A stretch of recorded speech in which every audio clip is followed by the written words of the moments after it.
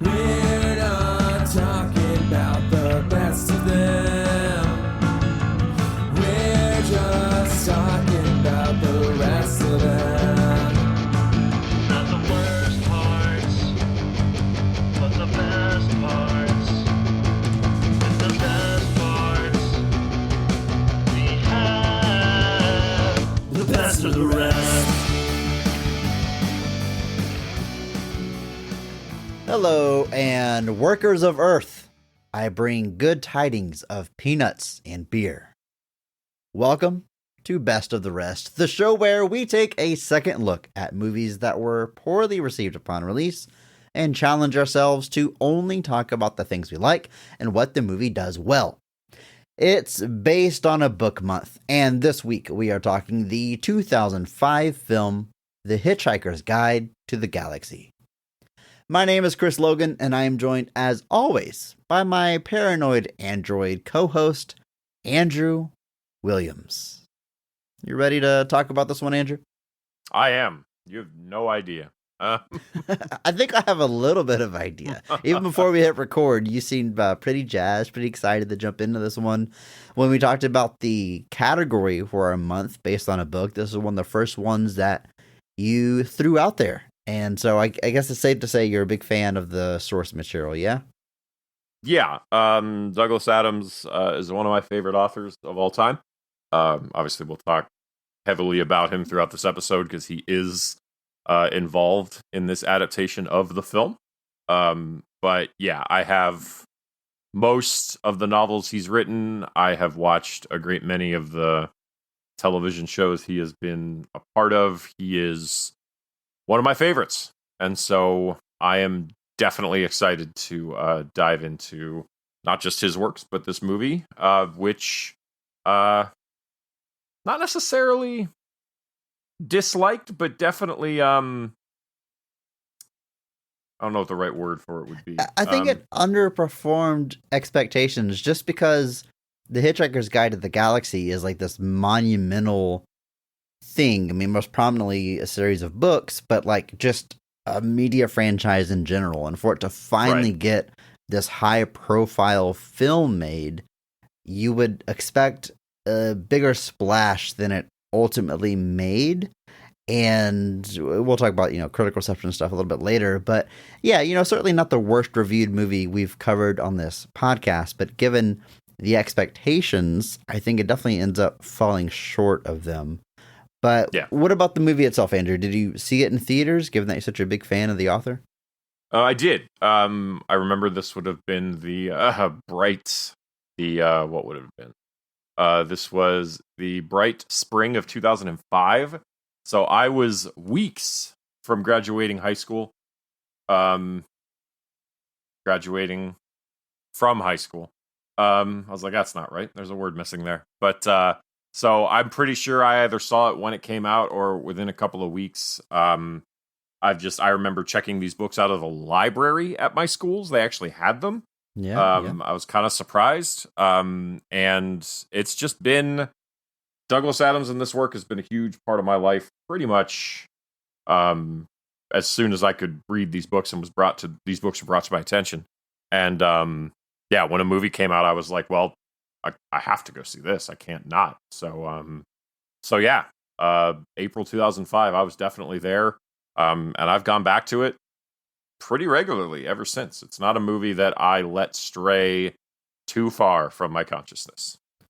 Well, I was also in high school when this movie released. I have no knowledge of the source material. I did not read the books. I was aware of them. I had friends and classmates that were really hyped for this movie because they're huge fans of the book. And just kind of like from an outsider perspective, the movie came out and I feel like people that were fans of the book were like, yeah, that was pretty solid. And people that weren't fans of the book, I didn't hear them talk about this movie. And then the movie was gone. And since then, it's not a movie that I don't ever see like Alamo Drafthouse having big parties for it. I don't see this revival. I don't see special editions coming out. It's kind of just, as far as like mainstream public consciousness, I feel like it fell out as quickly as it came. which is really weird for how long it took to finally get to screens. But yeah, I think that's especially for like who's in it. You would have thought that like this would be that movie where everyone was like, oh, what? Why aren't we all revisiting the greatest movie of all time? But I think that is accurate. Like it feels like it's. I don't know if I would go as far as to say people are kind of like you should just read the book instead, but like it feels like it fell pretty hard, kind of came as quick as it or went as quick as it came, sort of thing. Like it was there and then it was gone. And if you're a fan, obviously I think it sticks around and you kind of maintain it, but I don't think the general public is really in any different place with it now that they were at the time. Well, let's take a look at these numbers, Andrew. The movie is released April 29th of 2005, made on a fairly modest budget of $50 million. At the box office worldwide, it makes just over $104 million, a little over 2 times the production budget. You can imagine we're at about the break-even point financially for the studios when you factor in marketing and other costs. Critically, it's a little split. It holds a 60% rating on Rotten Tomatoes. That is the minimum amount required to be certified fresh, so it's not negatively reviewed, but there's obviously dissenting opinions there. And then on the audience side, we always mention audiences are higher, but in this case, it's just a little higher, 65% audience score. So even just the general public kind of just can't seem to make up its mind exactly how they feel about this movie, it seems like. Yeah, I think that's the right way of putting it. Like I said, 60% even. That's just the bar for being fresh versus rotten. It is off of 200 surveyed critics. That is not a small sampling size, especially when you start getting back into the early 2000s and before. Those surveyed critics numbers kind of shrink pretty heavily. But by the mid 2000s, we're starting to get lots of critics being measured for this, and so 200 is not a small number, but 60%, that means that, it's more than half. Obviously 60% is more than half, but it means that, we're straying towards the positive, but there is still a good chunk of people who didn't care for it. The reviews are all over the place. There's places that, 4 out of 5. Roger Ebert, I think, gave it 2 out of 4. And I think his review is kind of, touches on what I think the general idea was, that if you're a fan of Douglas Adams and this was a movie that you were hyped for, or you just fall into liking that style of Douglas Adams comedy of just a lot of dry wit, very, very heavy British on the wit, British dry humor, all of it. I think like Doctor Who fans, I think Douglas Adams trends towards that a little bit because he did write for Doctor Who. And so I think those people are all going to watch this movie and be either overjoyed or at very least enjoy themselves. But if that style of comedy doesn't work for you and Douglas Adams himself's stuff doesn't really work for you, which is completely valid. Like I'm not one of those people that's like, well, there's 2 types of Douglas Adams fans, the ones that like him and the ones that are wrong. Like it's not that sort of thing. Like that style of comedy is just not for everybody. And it is, it can be kind of exhausting. I'm not going to deny that. But I think, so if those don't appeal to you, I don't think the movie's really going to work for you. But if it does, and I think by and large the reviews trended a little bit more towards this way, the movie's going to succeed in that regard. And I think that's kind of how it breaks out, is if this is stuff like, you're not going to go into this movie randomly. And that's also kind of a thing too, is I feel like despite the awareness of Hitchhiker's Guide to the Galaxy, it's a kind of a weird title. And so if you aren't familiar with that, I don't know that you're going to be like super interested in just being like, well, let's find out what this is about. Yeah, a little middle of the road, straying towards the positives. But, and even just watching it back now, I was just like, man, it's so weird that this movie exists at all. Like just such a strange project ultimately at the end of the day. I feel like it comes out at such a great time, though. 2005, we'll talk about kind of the CG versus practical effects. This movie leans way more practical than it would if it was made even 5 years later, and it's all the better for it. But, little early positivity there. We'll jump more into it when we talk about scenes, but let's take a look at the creative team behind this movie. It's got 2 credited screenwriters, Douglas Adams himself and Carrie Kirkpatrick. So let's talk a little bit about Douglas Adams.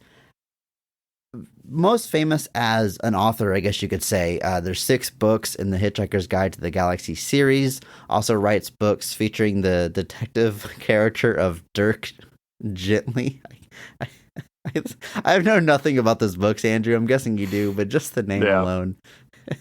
I was writing my notes and I just couldn't stop giggling at a detective named Dirk Gently. Very funny to me, but interesting really funny that he writes the screenplay here. It's his one credited screenplay in his long, illustrious career. R.A.P. Douglas Adams, who passes away shortly after completing his final draft here. But it's always interesting whenever the author is involved with the screenwriting of the movie. And in this case, and some other cases where they are the sole or main credited screenwriter, it's usually a good thing, in my opinion, especially if the author understands that you've got to change some stuff to make it work as a movie. I'm reminded of Interview with the Vampire. I love the book. I love the movie. Anne Rice herself wrote that screenplay. It cuts so much out of the book. Thankfully, otherwise it would be such a crammed movie. But she knew that to tell the story in the 90 minutes, 2 hours that you do in a movie, you've got to just stick to what's important, what's going to translate to the screen. I think it's a great example of it. And from where I'm sitting, this is also a good example. I haven't read the book, so I can't say with much authority how it does translating it. But it feels like while this is a dense movie, it's kind of hitting the high points and the right notes that are going to translate to screen without trying to fit every single thing from those novels into a screenplay. What do you think, Andrew?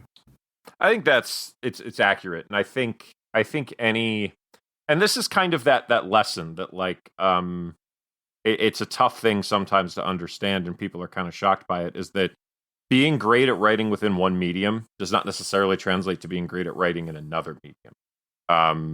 People are kind of like, writing is writing. What's the problem? But when you're writing for prose versus writing for radio versus writing for film versus even writing for television, everything is kind of different in the presentation. So Douglas Adams himself wrote, because Hitchhiker's Guide to the Galaxy is based off the book of the same name, which is in turn technically based off the radio drama of the same name. That is actually what comes first. It's a little bit of a cheat here. But so he writes this radio drama that airs for 2 series of 6 episodes.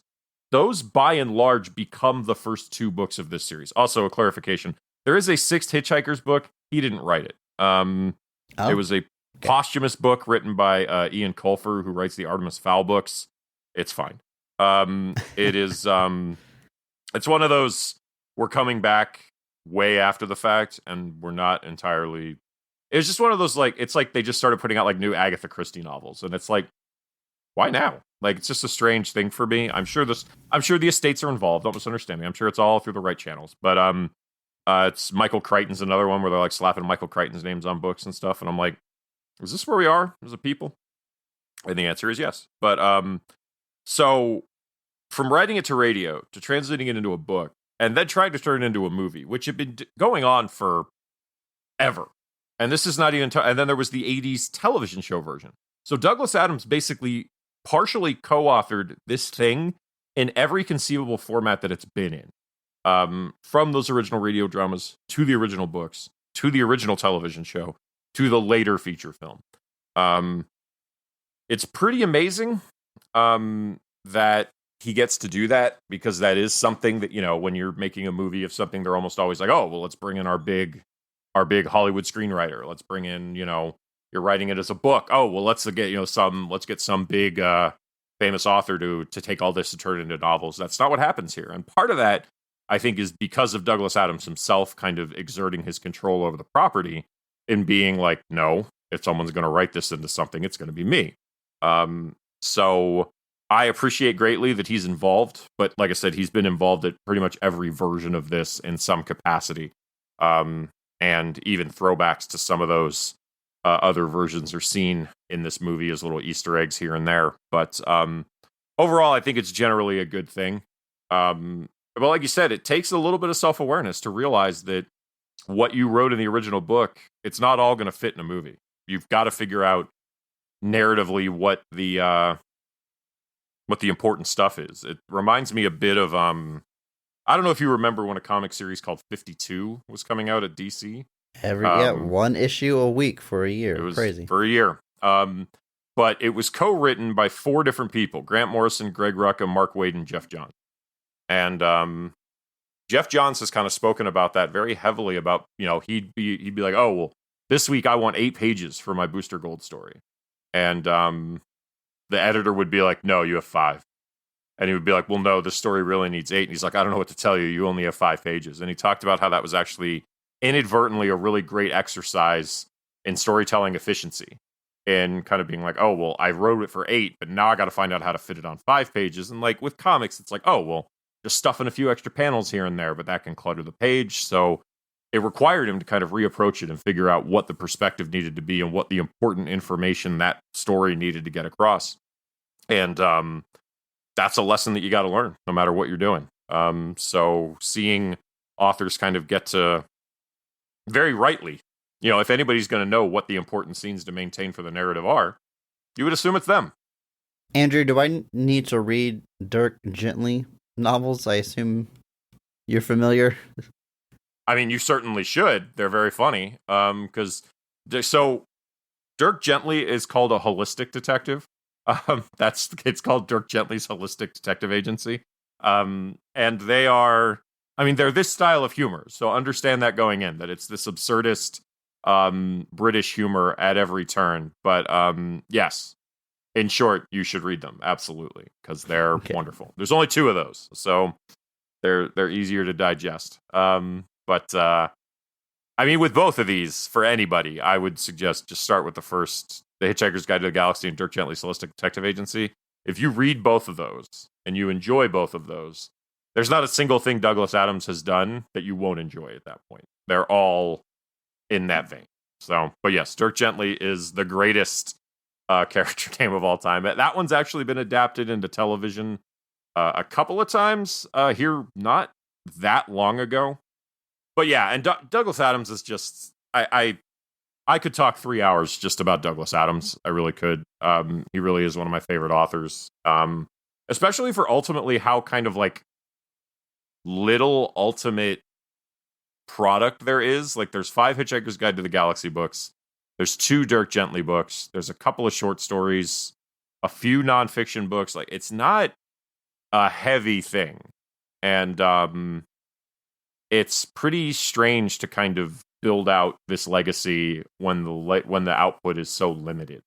I did mention he wrote for Doctor Who. He did a bunch of series in the late 70s and early the late 70s mostly. They did reuse some of his stuff in the early 80s as well. He had a couple of Doctor Who series he wrote that did not ultimately get aired. Shada is one of those. Pretty mythical, unmade Doctor Who story about that got reused in various forms. They rewrote it for various things down the line. And then actually aspects of that story end up in Dirk Gently's Holistic Detective Agency when it did not get picked up for, when it did not get aired. He's got ties to Monty Python. He worked with Monty Python on a few different things, including the patient abuse sketch in one of the episodes of Monty Python's Flying Circus. He's got ties to Pink Floyd. Even performed on very, stage very, with very Pink British Floyd. man. Is what I'm getting. Yeah, very. He apparently named their 1994 album, and they were apparently the inspiration for one of the rock bands that appears in the later Hitchhiker's Guide to the Galaxy books. And even David Gilmour ends up performing at Douglas Adams Memorial Service in 2001. So he basically led the greatest life ever. Sounds like. Basically is like, if there was like a guy who got to basically work with all of his heroes and also got to create one of the most lasting pieces of like British pop culture, and then also got to work with his heroes again, like it's Douglas Adams. you think about guys like that now, like the fans that become creatives, this kind of era we live in where like we're kind of in that first era where like the fanboys of the 80s and 90s are the ones making the films now. Guys like, Tarantino and Kevin Smith are kind of the ones people point to, really. But Douglas Adams kind of was that the first time around. Like, he was a fan of all of these things that got to be a part of them, and then just had this wonderful sense of creativity and humor that's something I need to not have most of you read too far into. Otherwise, you're just going to see where I stole it all from. So, so in that regard, don't read anything past the first books of the series. Enjoy them and treasure them, and then leave me the rest to pretend as part of my personality. Now, speaking of this man's influence and the long road to get to this movie actually being made, there's a quick line in Wikipedia. I haven't gone down this rabbit hole. I assume you're going to know more behind this. That claims in the 80s, Ivan Reitman was on board to adapt this movie. Douglas Adams agreed. All systems go. They're looking at Bill Murray and Dan Aykroyd to star. And then eventually, Aykroyd pitches a slightly different take, and it eventually turns into Ghostbusters, and Hitchhiker's Guide is not made. Is there much truth? Like, is Hitchhiker's Guide inadvertently responsible for getting Ghostbusters made? Not really. The story that phrasing is a little odd. It's not saying that like Aykroyd pitched a different version of Hitchhiker's Guide to the Galaxy. He just simply pitched Reitman Ghostbusters at the same time he was working on Hitchhiker's Guide to the Galaxy.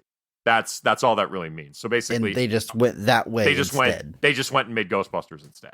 So if anything, Ghostbusters stopped us from maybe getting the 80s version of Hitchhiker's Guide. Yeah, it is. And now we live in a world where we have both. So I guess it all worked out. Yeah. Sure. Yeah, like this is the kind of movie that like they did and it's interesting that they would have made this movie in like 82 because like that was when the show was coming out. So like it was airing on television at the time. It was being optioned into a film, and that just seems like such a strange thing to like be doing simultaneously. But who knows? Who knows what that would have looked like? Worked for Batman 66, right? Yeah, I guess so. And like, who knows? Would the movie have been a separate story, like from a different part of the world? Like, who knows? But it was but yeah, and apparently that whole collapse of it, basically, kind of flustered Adams in general about filmmaking, and basically was annoyed that people didn't seem to be that dedicated to the project, which is an author or a creator. I can understand, like, you sign a deal and then to kind of see everybody be like, all right, we're going to go do something else for 2 years. I get it. I'd be frustrated. Everybody's gung ho. But the one thing that production did teach Adams and kind of did get used down the line was the idea of making Ford's character American. They're obviously in the original book, everybody is portrayed as very British, and on all the other versions, everybody's very British.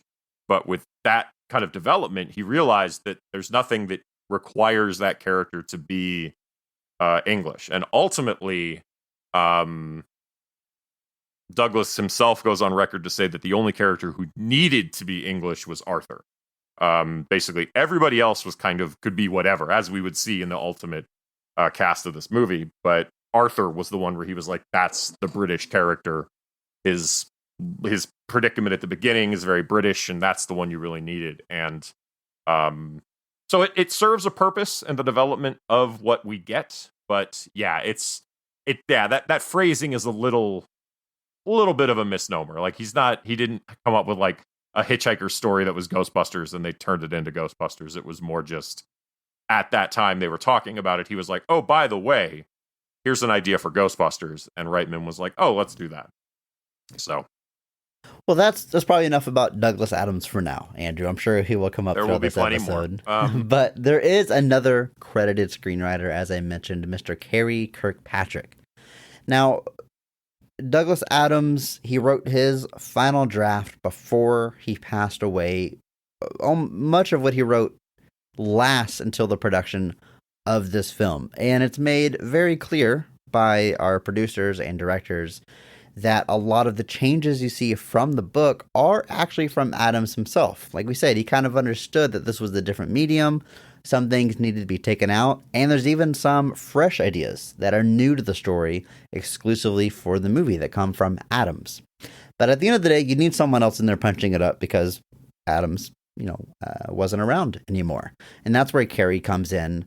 So while it's hard to tell exactly where that line is, I think it's safe to say the majority of what we're getting is from Adams, but there's some touches from Kirkpatrick as well, hence the credit on the screenplay. And looking at Carrie Kirkpatrick's filmography, they are no stranger to adapting screenplays from books. You have Absolutely James and not. the Giant Peach, Charlotte's Web, the Spiderwick Chronicles, as well as some children's films like Chicken Run and Smallfoot. So very accomplished screenwriter, and like I said, a lot of experience adapting from a novel. Even a few directing credits as well. He directed Over the Hedge and Smallfoot. Also directed but did not write the Eddie Murphy film Imagine That, which was actually written by Ed Solomon and Chris Matheson, who notably wrote Bill and Ted. So there might be an Eddie Murphy late stage 2000s movie I have to go watch now.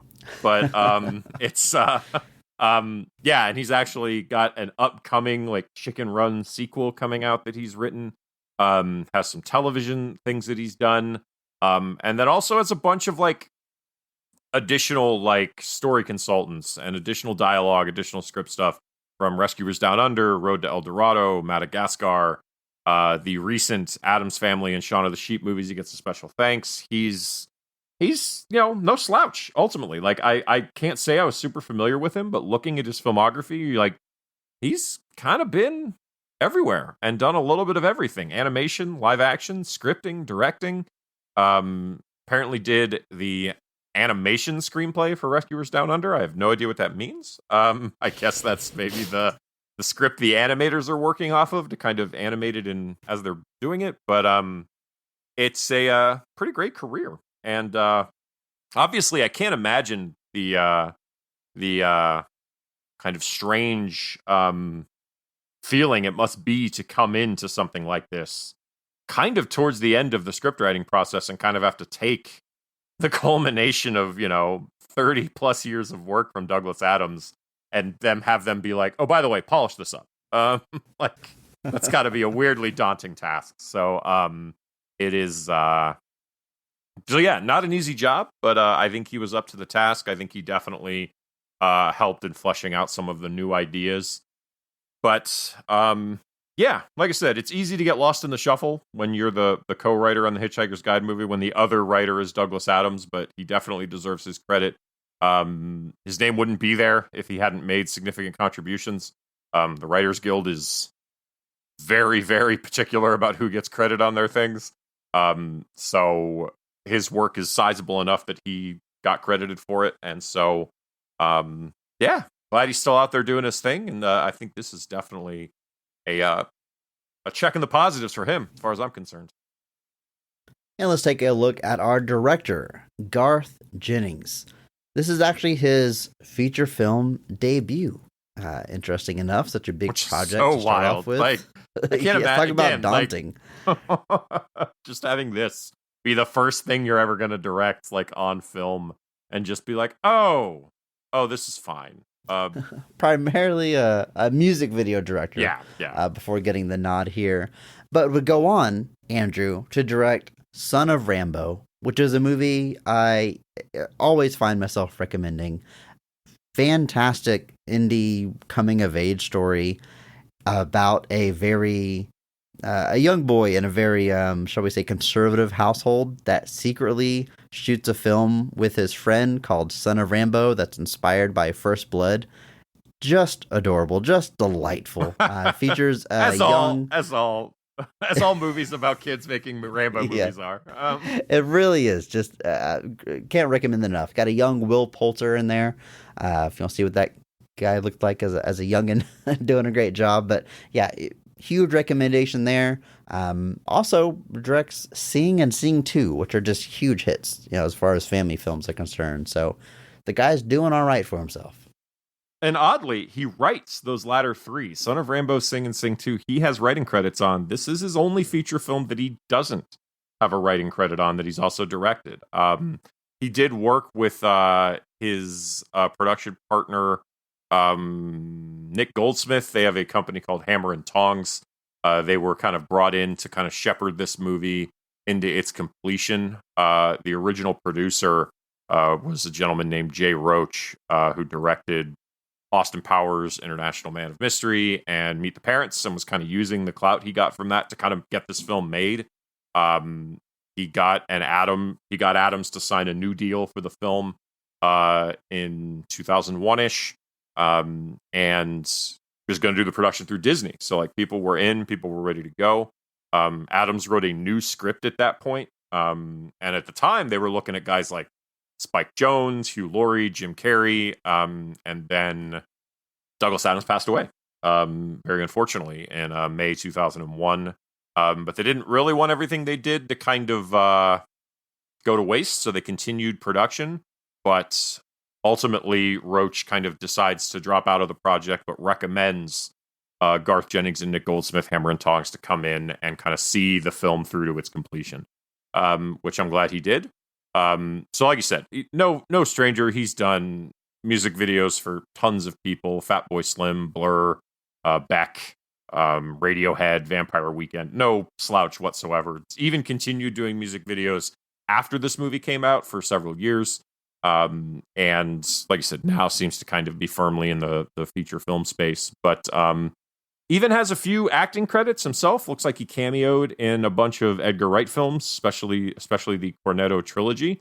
Looked like he was almost always just a background character, just kind of showing up briefly. And there are quite a few people in this movie that are Edgar Wright regulars as well, so I could see there potentially being some bleed over there. But yeah, like you said, talk about daunting. I can't imagine like your first feature film again having to be the feature film adaptation of Hitchhiker's Guide to the Galaxy, something that they'd been trying to make for, at the time, 25 years. So yeah, again, comes in, and like you said, not an easy production, I would imagine, with the amount of practical effects, the amount of stuff going on here. So props to him. He kind of came in, and I think he really crushed it. Well, Andrew, without further ado, I think it's time that we just jump into this movie, talk about our favorite scenes, best parts, what works. You ready for this? I am.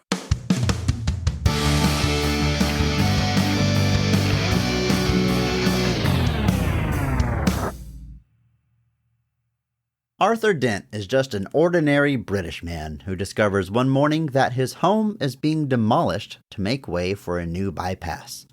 When his friend Ford Prefect reveals that he is in fact an alien and Earth is going to be destroyed in 12 minutes to make way for a hyperspace bypass, he whisks the two of them away on board one of the demolition vessels. The Earth is destroyed, and Arthur and Ford soon find themselves hitchhiking on board a ship operated by Trillian, a woman from Earth that Arthur had previously fallen for, and Zaphod, the president of the galaxy. After Trillian is arrested under belief that she kidnapped the president, Arthur leads a rescue to save her from a death sentence. The reunited team then embarks on a journey to find the question to the answer of the universe, and eventually discover that a backup Earth is being constructed and was commissioned by the mice that have been experimenting on humans all along. Now Arthur must save the Earth before his brain is extracted. Andrew, does that about sum it up? I think I got most of it in there. That about covers it. Good Lord. Yes, it's one of those plots that when you write it down on paper, you're like, woo! Yeah, it really didn't feel that overwhelming watching it all play out. No. It's ridiculous and bonkers and the silly stuff, but like it's easy to follow. But yeah, you try to string it all together, and it's like, man, we're doing a lot. There's a lot happening here. There is. It is. It's a dense plot. It's a dense book. I mean, there's a whole chapter in the book that the explanation of the infinite improbability drive and how it comes to be. that's its own separate chapter within the book. Like the book just departs the story to tell that entry of the book of what the infinite improbability drives thing goes back to it. So that randomness and that density is in the book, but it still, again, the book, it reads pretty easily. So you never feel like it's out of place. Like, they're just explaining things and you're like, oh, of course. And then you get to the end and like you could read this book and then someone would ask you what it was about and you'd probably struggle to tell them because it's that kind of thing. And the movie is kind of very similar where like what's happening plays out in a very seemingly straightforward way, but explaining it back, you're just kind of like, oh, this is a very weird plot. There's a lot going on here. Well, before we jump into that weird plot, Andrew, we got to talk about this cast, starting with the best casting, best performance of the film, because every episode we recognize one person who goes above and beyond the call of duty, that they actually elevate the quality of the entire film with their performance, and we recognize that person by giving them the Mark Strong Award. So, Andrew, kick us off here. Who is getting your Mark Strong Award for The Hitchhiker's Guide to the Galaxy? Now, this one is tough. There's about 9 people that I'd probably want to give this to in an ideal world. But I'm going right to our central character. I'm giving it to Martin Freeman as Arthur Dent. He is basically the audience conduit into everything that's happening here. He is the regular human that's kind of zapped out of his life and thrown into this wacky space adventure. And again, this is kind of a character that I could imagine was a little daunting to have to step into the shoes of, because you're the lead character, arguably, of this franchise. It's been attempted to be made a movie for so long. There's people that have played this role before, but not for a really long time. And you're basically one of the only big British actors in the whole film in this kind of legacy British franchise. So I imagine all of that's got to weigh on you when you're doing something like this, but I think this was definitely my introduction to Martin Freeman as far as an actor goes. I know he's in things like Shaun of the Dead and Hot Fuzz, but honestly wasn't hugely familiar with a lot of that at the time. This was definitely my introduction to him, and now he's everywhere. He's in the MCU. He was in Sherlock. Just an immense career, but for me, this is definitely the introduction. And obviously, I guess he played in those those little indie movies, The Hobbit, small productions that kind of went under the radar. But he's great, and he's great in this role. So he's definitely the fish out of water thrown into these ridiculous situations, but he has to think on his feet, kind of figure things out as he goes. And I think he does a great job bringing the right energy to the character, which is kind of that weird, depressive, manic energy at times, where he's kind of sad about his place in life and kind of sad that he feels like he doesn't take any risks or chances, but also kind of plays it safe to a fault. And so when he's thrown into these kind of ridiculous scenarios, he struggles at first, and then eventually he has to take charge and figure out what he's doing. And I think Martin Freeman does a great job bringing that all through to the audience, and he's just a great actor. Obviously, he was in that other little British show that also flew under the radar, The Office. Not sure if anyone's familiar with that either, but either Sounds vaguely familiar at the very least. Yeah, I can't. It definitely underrated and underappreciated. Definitely wasn't adapted into one of the biggest American shows of all time. But yeah, and even some of the other stuff he's done, like Fargo, the television show, he did episodes there. He's just fantastic. I'm never sad to see Martin Freeman on my screen. I think he brings the exact right energy to Arthur here that the movie needs, and he essentially has to anchor the whole thing. And I think he does a great job doing that. With a fantastic cast around him, no shots to anybody. I would not be shocked. You could pick almost any name from this cast and give them the Mark Strong, and I wouldn't necessarily fault you for it. So, yeah. But I'm going straight to the top. Martin Freeman is Arthur Dent.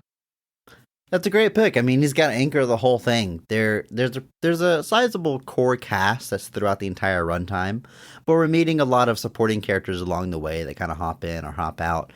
But he's the mainstay. He's there the entire time. Like I said, like as an audience surrogate, as the person that's learning how this galaxy works, we're learning through him and when he's learning along the way. So it can be a tall task. I did not recognize this man as I'm watching this movie. I'm like, okay, this is like they got a small name or no name actor for the main character. It's cool rule. And then like I looked it up and I saw like his Wikipedia page, like a modern picture of him. I was like, oh, it's the MCU guy. It's the guy that pops up in like all these MCU movies, and like I don't know exactly what his role is ultimately going to be. If like it's building to something, I know he's in Secret Invasion now, so maybe he has a more major role there. But yeah, he's like that bit parts in various MCU movies. As you mentioned, he's in the Lord of the Rings films, which leads to like one of the greatest jokes of all time. Him and Andy Serkis are in Black Panther. They are the Tolkien white guys of that movie. Andrew. Yes. Very good. Very good. So great career ahead of him. But back in 2005, that certainly would have been my introduction to him had I seen this movie way back when. I think he's doing a great job here. He's just a hapless British man. Like that is the extent. It's not like he's a hero of the universe by the end of this, not in a traditional sense anyway. He doesn't learn to fly a spaceship or fight evil. That's who he is throughout. Even about a third of the way through this movie, because he leaves Earth early in the morning. He's got like a bathrobe on and pajamas. Like a third of the way through, I'm like, is he gonna change clothes? Like, when is he gonna get? But he wears that. I realize that's the joke of the movie. By the way, like he wears that throughout as they're rescuing her from prison. He's still wearing his bathrobe, and that's kind of the entire point of the character, the everyman type character. And yeah, I gotta say it's a good pick, Andrew, for Mark Strong Award. And I agree with you. There's a lot of people that could be up for this role, and I feel like sometimes the Mark Strong is kind of obvious, or sometimes we have to give it to a dark horse. But this is one where, like, if you asked 50 different people who the Mark Strong of the movie was, it would probably be a pretty even split amongst the main cast, because like everyone's probably going to speak out or do something, click differently for different people. And with that being said, my Mark Strong Award is actually going to Mos Def as Ford Prefect. Prefect is the joke that it's not quite perfect, Andrew? Because I keep misreading it because it's one letter switch from being perfect. But at any rate, love this performance. Always love Mos Def anytime he shows up in an acting role. We talked about Common a few weeks ago where I was like, I know he's a musical artist and never listened to it. Not the case with Mos Def. I love his music and I love his acting. Just an insanely talented person. I was surprised actually researching for this movie to learn that he was technically an actor first. He was a child actor. So I guess it should be no surprise that he's so good when he pops up in these supporting roles. He's excellent in the movie 16 Blocks with Bruce Willis. If you've seen that one, it's literally Bruce Willis as a cop like 24 hours before he retires, and his last mission is to escort Mos Def. Like, it's the most generic setup possible. Great movie though, executed super well, and he's absolutely the Mark Strong of that movie. I love his character there. The choices that he makes as far as the movies that he does are so interesting because they're a lot of times indie movies or small movies, and there's just so much variety in what he does. He's also in a movie called The Woodsman. It's a Kevin Bacon movie, and I'll just tell you the synopsis here. Kevin Bacon plays a convicted child molester after he's released from prison, trying to acclimate back into society, and Mos Def is the detective that's keeping an eye on him because he doesn't trust that he won't be a repeat offender. Very heavy stuff. Very excellent performances from everyone involved, including Mos Def. And then we have him here playing like this nerdy alien that is just so different from those other performances I just talked about. And the range is just incredible. I love. It's revealed pretty early that he's an alien, and like once it's revealed, like you can kind of see it beyond just him saying things like calling people Earthlings. Just the way he moves, the way he walks, it's not quite normal. It's not quite right. And he ends up being one of the main guides for Arthur as he goes on his adventure. He's definitely the first person kind of showing him the ropes of the galaxy. So he knows what's up. But we look at him again through the lens of like being human. Like something is just not quite there. And I just think that takes incredible talent and skill to play that role. As someone who's in this world very knowledgeable, looks human, but is not.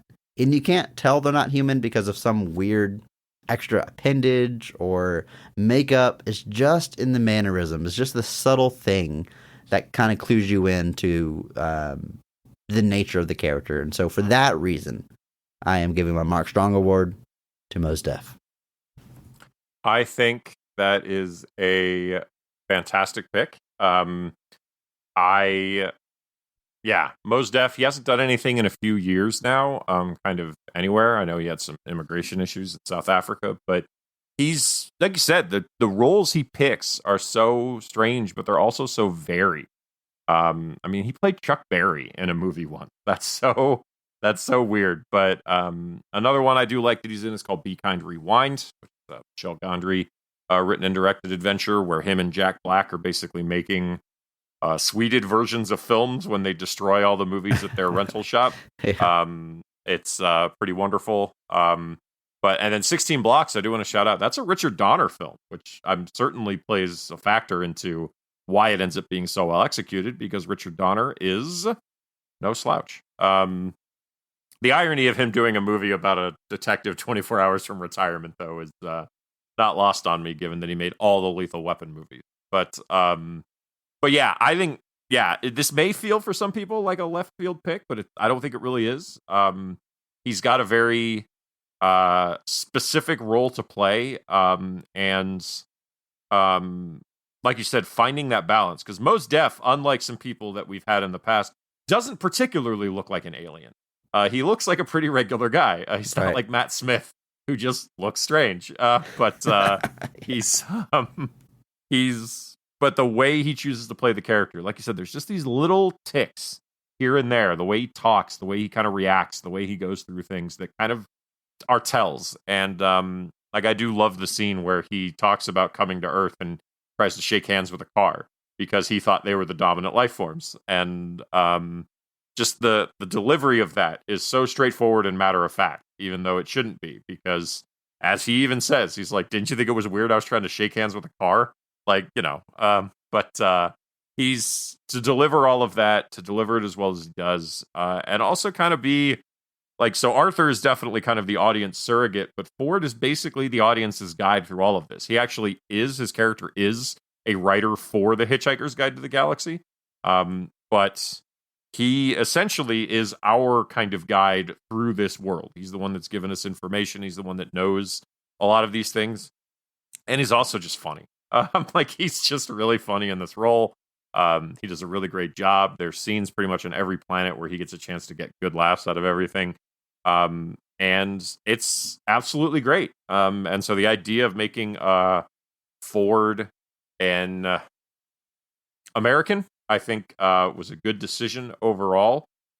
Because if anything, it led to Mos Def getting a chance to do this, and we're all the better for it. And let's talk about the person who seems to be having the most fun in the production of this movie, Sam Rockwell, as Zaphod Beeblebrox, the president of the galaxy, which simultaneously seems to be like the most important job and strictly a political puppet ceremonial nothing job. And from scene to scene, it seems to kind of change how much authority he has. But just an absolute goofball. I feel like while this movie doesn't seem to be primarily a satire on humans in the world, it's definitely a theme. From the bureaucratic aliens to the president is an idiot. Like there's some obvious jokes. Humans only being the third most intelligent species on the planet. It's definitely making some not subtle comments and satire about our world, and Sam Rockwell's character is definitely one of those. But the dude just seems to be having a blast, just so obnoxious. I could easily see this character in this movie being a sequel to Galaxy Quest, and he's playing the same character who decided to go into space to seek fame and fortune, and this is where he ends up years later. But Sam Rockwell is just always killing it. Galaxy Quest, Green Mile, you name it. great work in serious roles, and comedic roles, and voice acting. Just an insanely talented person. And I love what he's doing here. Like I said, just fun comes to mind. He looks like he's just having a blast. I honestly thought this role was basically the test run for his performance as George W. Bush in Vice, but it's Yeah. There's parts where he's talking, and I'm just like listening to even his inflections, and I'm like, you sound like George W. Bush, man. But it's probably a lot of truth to what you're saying here, Andy. Yeah, well, I would. You said this was released in 2005. I was like, that's the question I'd like to ask Sam Rockwell someday. And I mean, just base level, Sam Rockwell is the greatest actor of all time. There's no question there. He is fantastic. Like you said, Galaxy Quest, Green Mile, his stuff even with Martin McDonough and Seven Psychopaths and Three Billboards Outside of Missouri. Like I said, talking about some of his more serious stuff, even something like Vice, where he has to channel George W. Bush. I think he does, all the attention on Vice goes to Christian Bale because it is about him and Dick Cheney, but I think his performance as George W. Bush there is very good. He's just fantastic. He won an Academy Award for Three Billboards, got nominated for playing George W. Bush, and is just fantastic. I mean, there's not a single movie I think I've watched him in that I haven't enjoyed in some level. Even his bit performance in the original Teenage Mutant Ninja Turtles movie, which I don't know if we've talked about here before, but regular or menthol. There it is. He's just great, and he does a fantastic job here. This is another character that is just wild and ridiculous and insane. Like when they mentioned the name Jim Carrey, I was like, yeah, I could see Jim Carrey playing another version of this character with that manic energy. And it's and even like a couple of the scenes where he like briefly has to get serious, like you can see that like the emotion and everything comes flooding right back to him. Like he's got the range, he's got the ability. So for most of this movie, he's either playing the most annoying man in the world, or the galaxy, I guess, or he's playing like the dumbest man in the world, where he loses half of his brain. And then there's brief scenes where like they have this thing called the point of view gun, and he has to see things from other people's points of view. And all the comedy's gone, and he just starts being serious. And you're like, man, this dude's really good at his job. Like but like you said he's having a blast throughout this movie. There's no way he's not. I mean, this dude he's getting to do every single thing possible on the spectrum. He's getting to be funny. He's getting to be ridiculous. He gets to be serious. And he just looks like he's having a blast. And I love it. It's fantastic. This is great casting for this character. And Sam Rockwell crushed it. And then we have Zooey Deschanel playing the character of Trillion, who just by sheer coincidence meets Arthur and then end up in space and then reunited after the Earth is destroyed. And hashtag PP. I do find her character to be a little tropey as far as being the woman that meets the sad man, and she's a free spirit and he learns to let go of things a little bit. Hashtag PP, hashtag PP. But I love the joke that type of character who's willing to drop everything and go anywhere is approached with the notion of going into space. And she's like, yeah, let's go. It's like the most extreme version of that. She mentions going to Madagascar, and then she ends up on this intergalactic trip with Sam Rockwell's character, and that's where she is when we first meet her. And Zooey Deschanel does what Zooey Deschanel, she brings that ZDE, that Zooey Deschanel energy. We all know what it is. You've seen her roles. I'm not saying she does the same thing in every role, but she brings that same energy and, dare I say, quirkiness to this role, which really fits in with the vibe of the movie. It is very British and very dry, but her just off-kilter energy, I think, fits right in with the vibes of this movie. So for that reason, I think it's pretty good casting. I agree. Like you said, the script is definitely makes a few tropey choices there, and that was something I definitely noticed rewatching it. But like I said, it's again, if you're looking for the right energy, this cast is about as perfect as it gets. I think everybody brings the exact type of energy to the characters that they need to have.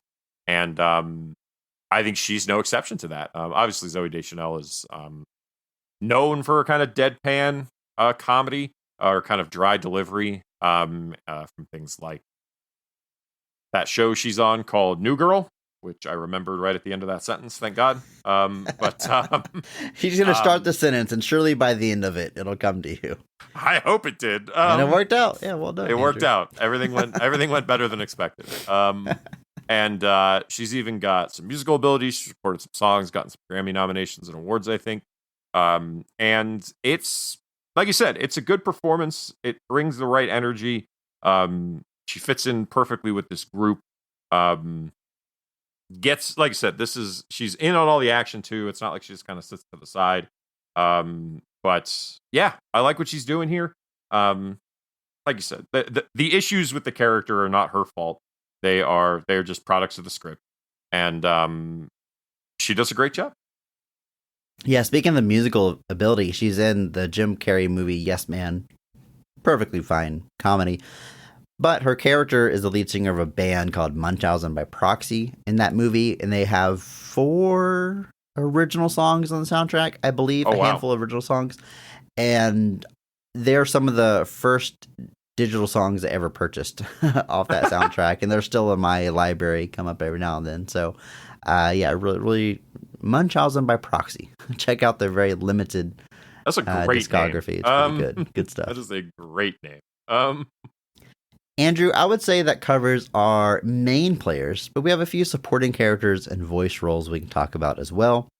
Like Bill Nighy, who plays Slartle Bartfast. Is that how you say it, Andrew? I'm trying to read this. Slartle Bartfast.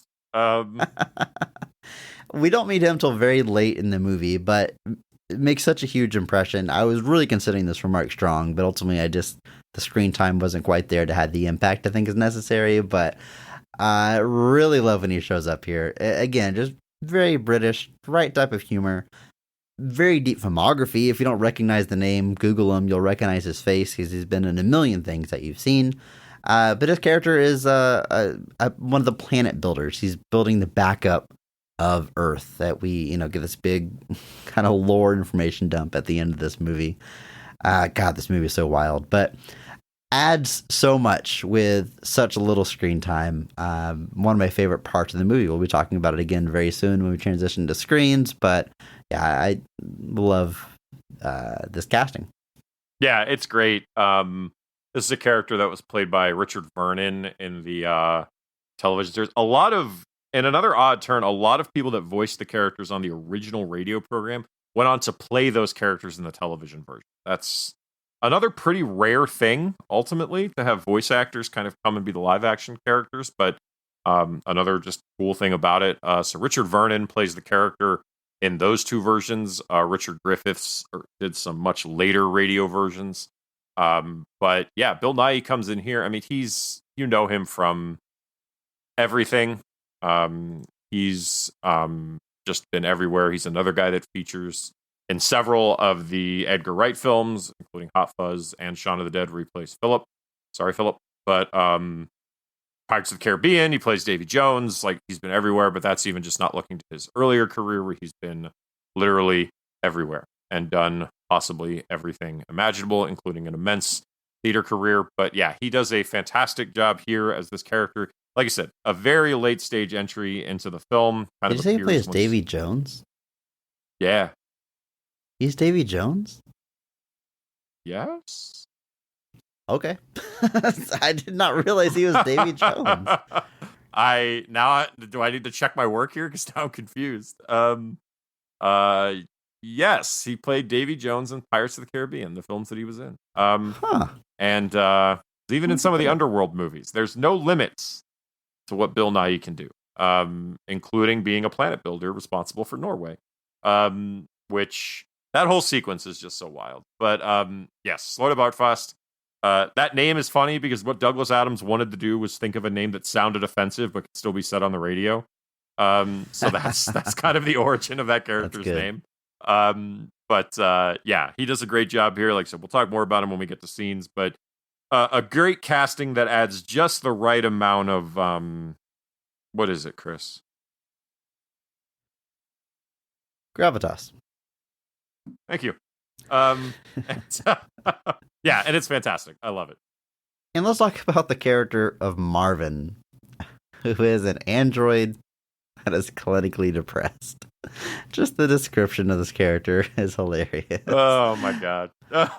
Brought to life by Warwick Davis, who is physically on set in the suit, and voiced by Alan Rickman, which you couldn't have a better duo bringing this character to life. Warwick Davis being an absolute legend of the screen, trailblazing actor, one of the first little people I can think of that took on prominent roles that either A, wasn't quote unquote necessary to be a little person, or B, was more substantial than being a gag or a joke or a munchkin, Wizard of Oz. So definitely trailblazing in that regards. But I saw that they're one of the most highest paid supporting actors of all time. So just absolutely legendary career. And I don't want his role here to be understated, because it's not like he's just puppeting a thing that wheels around. Like, it's a performance. It's got arms and legs, and I don't know exactly how he operates that giant head, but I assume he's responsible for some of that as well. And the mannerisms of this character are so important because it's clinically depressed, Andrew. It's a robot that's clinically depressed. And also, Alan Rickman doing the voice is just absolutely splendid. I don't know what voice people heard in their head when they read the book, but like, this is one of those that I imagine after you've seen the movie, you're hearing Alan Rickman if you go back and read it. Because like, once you hear it and see that character and Alan Rickman's voice, it just makes so much sense. I think it's just, again, superb casting. Yeah, it's funny because in the original book, he's referred to as Marvin the paranoid android, but he's never actually paranoid. He's only depressed. Like, he keeps getting called paranoid by Zaphod, but he's never actually paranoid. He's just sad all the time. And it's such a funny, seeing you try to describe it and laughing the whole time is just what's so funny about the character. It's come from a lot of different. It's clinically depressed. Not just sad, but like it's been diagnosed. It's clinically depressed. But he's part of a long, like Douglas Adams has talked about it, but he's just he puts him in that same line of like Eeyore from Winnie the Pooh or Jacques from Shakespeare's As You Like It, where just that perpetually sad character that has to that can always break the mood no matter how good what's going on is. He's the guy that's always like ghastly. But it's so good. And they choose a different look for the character this time. This character has been portrayed on screen before. The original version of Marvin has a brief cameo appearance waiting in that queue line on the Vogon home planet. When they're kind of running back and forth, trying to get the right form. He's one of the people standing in the line waiting. The little silver robot with like the square head there. I think he's the only robot in the line. But yeah, that's the original Marvin from the television show. One of a few TV radio cameos throughout this movie. But I think Simon Jones, who played Arthur Dent, also has a cameo appearance here as well. But the combined performance of Warwick Davis and Alan Rickman here is just absolutely wonderful. For many, like if somebody told me Alan Rickman / Warwick Davis were the Mark Strongs of this movie, I wouldn't have questioned that whatsoever. It is a fantastic performance that has just the right level of humor. Everything they do works. The posture of everything that Warwick Davis does with the physical performance, the voice and delivery that Alan Rickman goes with as the voice, it is all perfect. It absolutely lands. It is a highlight of the film for sure. And just wonderful. Just the idea, like you said, the idea of a clinically depressed robot. You can't. Where does that even come from? Like, how do you do that? It's one of those things where, like, the notion that all of this stuff existed in Douglas Adams' head just makes me jealous. Because I'm like, I could never, ever be that creative. Like, ever. Like, that stuff would never come out of my brain like it did for him. And it's just fantastic. Anna Chancellor plays Questular, the vice president of the galaxy, who is chasing down the president throughout this movie. And her role is primarily just to be frustrated when they get away. Yeah.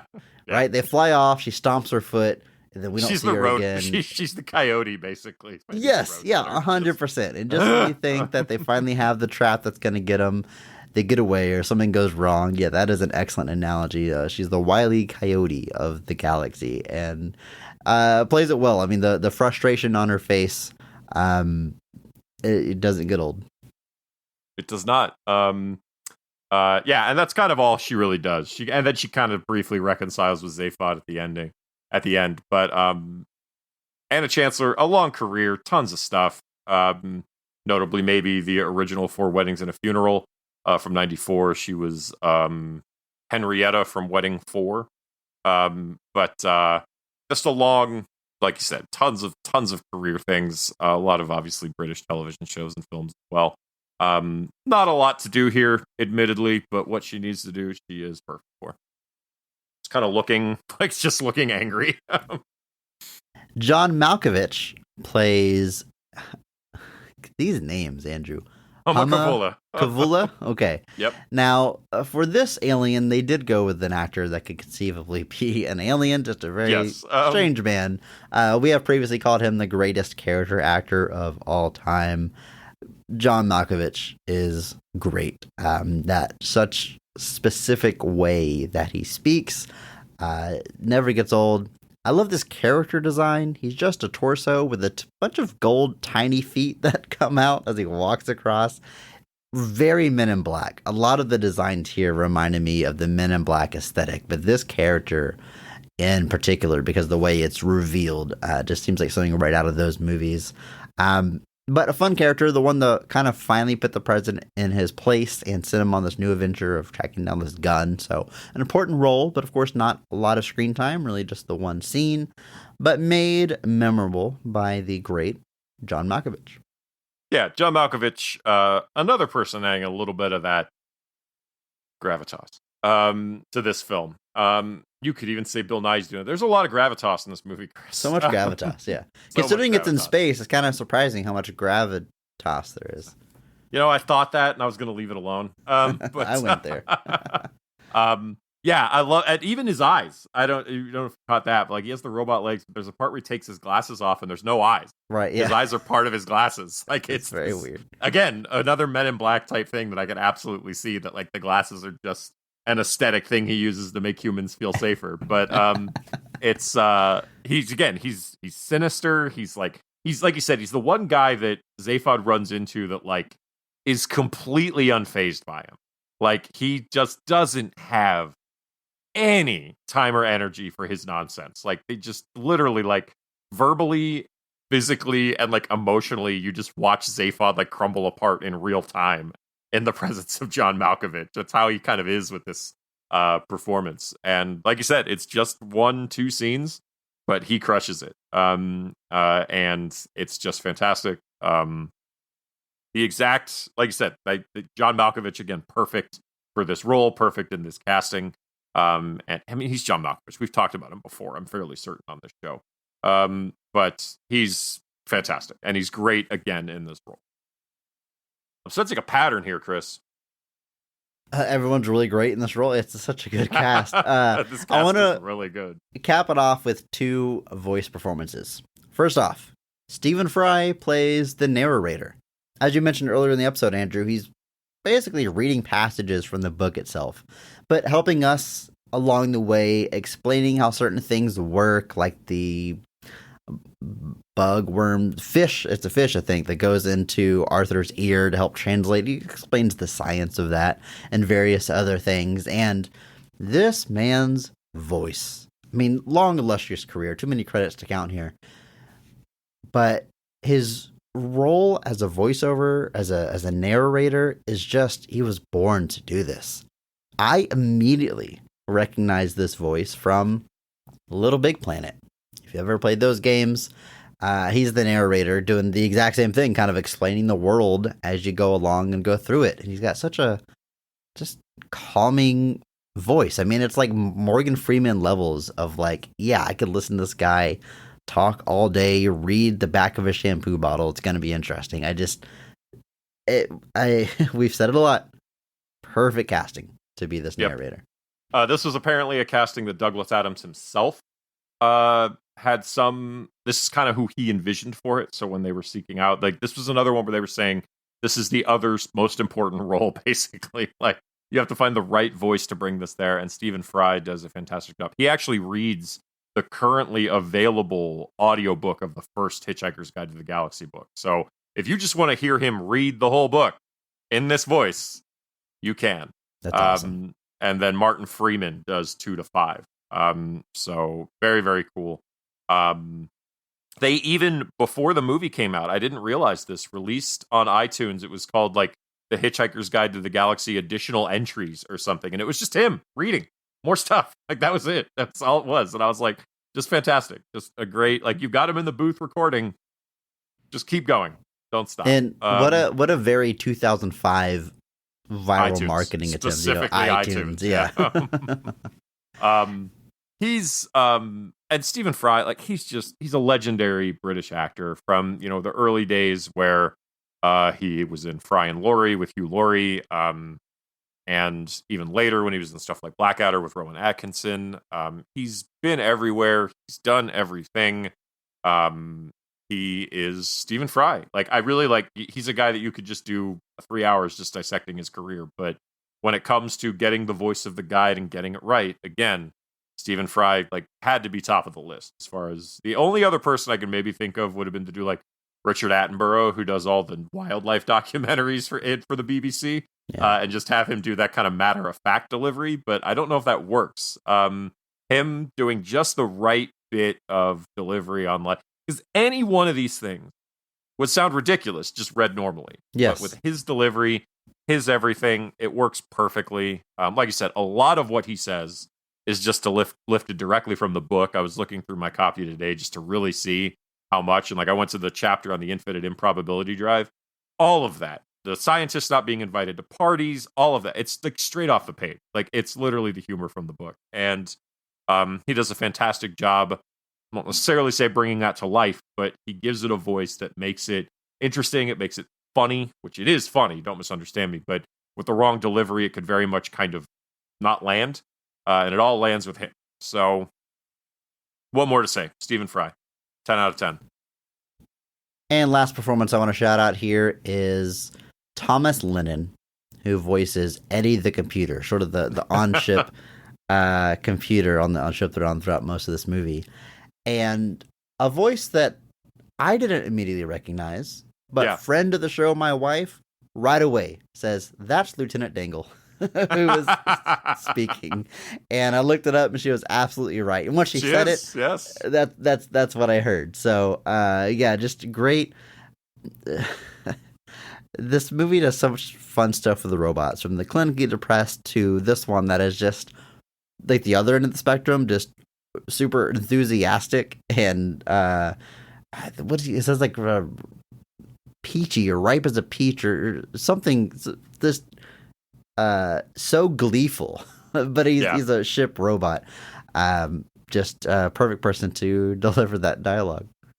Yeah, he is. He's fantastic. Like, they walk through the doors on the ship, and they all do, like, a very contented and it's like the whole ship's been programmed with a sunny disposition.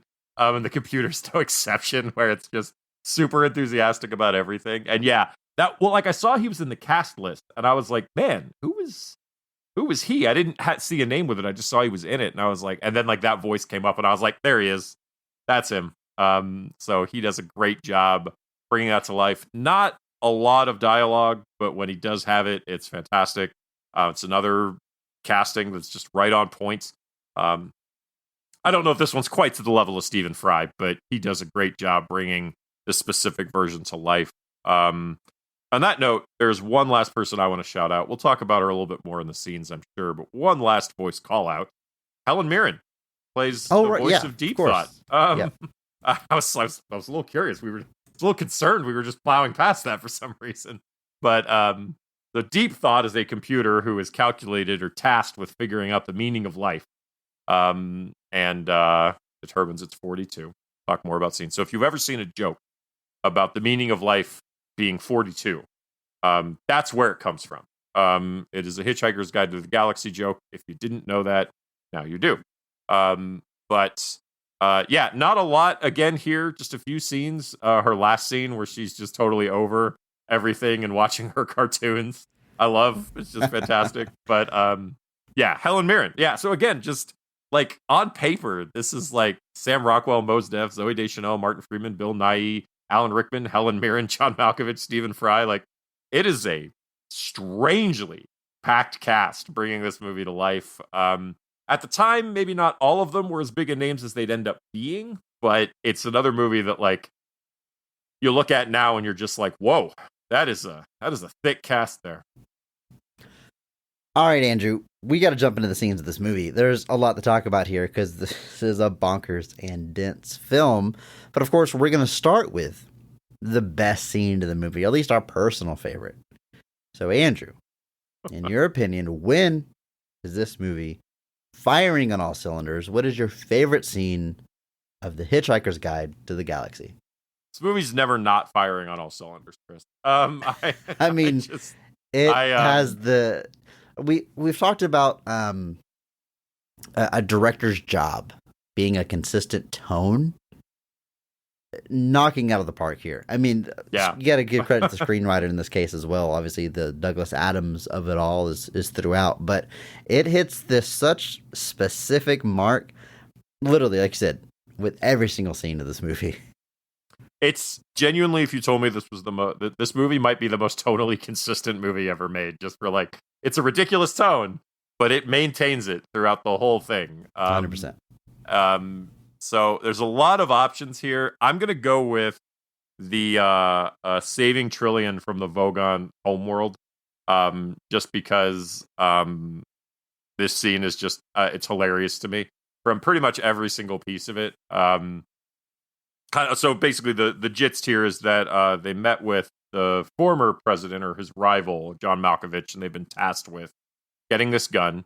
And they, in the attempt to escape, they are confronted by the Vogons and the vice president of the galaxy. And Trillian gets captured. They get off on the ship.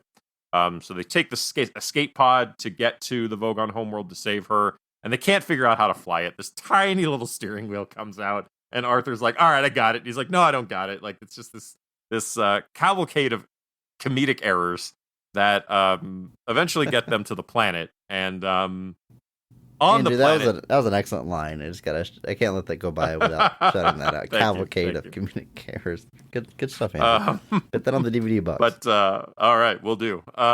Because I make those decisions. But they then get to the planet and they're like walking across this field to get to like the Vogon offices, whatever you call it. And every time they're walking across, there's a brief moment they get smacked in the face by this thing. They have no idea what it is.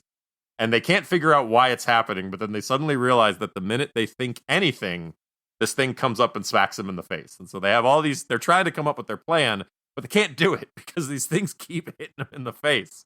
And it's finally, amazing to me how this intergalactic film is consistently so British.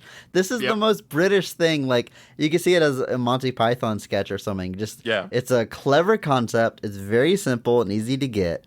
And it costs nothing to make it. I don't know why that feels British to me, but the fact that if you have an idea, you get slapped in the face. It's got the slapstick, British humor. Yeah. You get slapped in this face with what is essentially a long spatula. Like, it's just the cheapest way to do this very funny joke. It's so British. But it's so eventually they kind of like, after figuring out they can't beat this thing, they just decide to run for it. And they're getting smacked the whole way. Like, the whole way they're getting smacked. And then finally, we kind of get them into this Vogon processing office. And it just looks like the most depressing DMV in the world. Like, the Vogon aesthetic in this movie is so gross and perfect. Like, it's all this, like, metal infrastructure. Everything is like a rusted metal. Everything looks like slimy and gross. The lighting is all dim and dingy, and the Vogons themselves just look horrifying. They're just disgusting.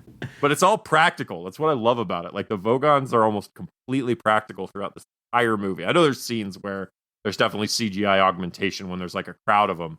But like when you're up close with a Voga, it is like literally, I think one of the only things that might be full CGI is the crabs that keep getting squished by things.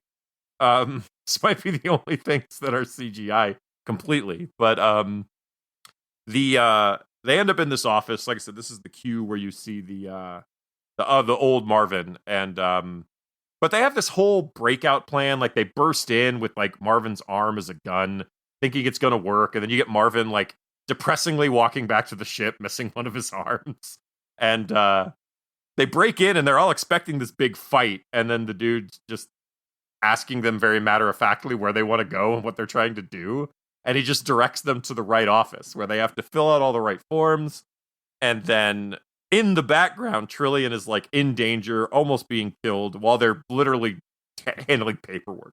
Just doing paperwork. Like the climax of this scene is them filling out the right form to get Trillian released. Yeah, and again, so British. Like it's just such a British response. Like I think I could agree there. But I just thought it was so wonderful. It was so great. It's just everything all mixed together. It's got the humor, it's got a little bit of the action, but more just the hijinks that this all has. And like I said, in the background, you get Trillian kind of figuring out that Earth's been destroyed and finding out that Zaphod is the one who signed the order because he thought somebody was asking for his autograph. Literally says like love and kisses Zaphod or something like that. And it's everything combined together. And you get a little bit of dramatic tension there with Trillian as she kind of realizes that Earth is gone.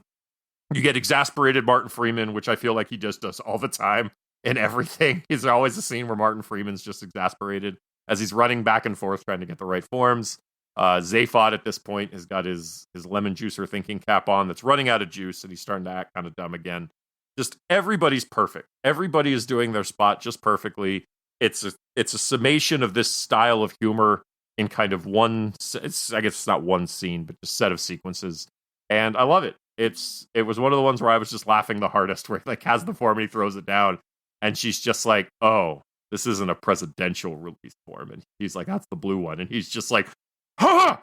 and like runs back over there, and like he's like, "All right, the Ford's like, I'll stay here, we'll keep the spot." And he runs back over, and then literally she signs it, and then it's just so matter of factly, everything is gone. They stop what they're doing, they let her go, and it's this intergalactic species of disgusting aliens ruled by paperwork. It's again just such a British joke, that dry humor of just these nasty intergalactic aliens, where they'll stop dead if they are given the right form. And then even as like in the aftermath, where like they escape and the vice president's like, go after them, but then the bell whistles and it's time for lunch. It's their 1 hour mandated lunch break. So nope, we're not going after them. We can't. It's our lunch break. Yeah, protocol. all they policy. care about is bureaucracy.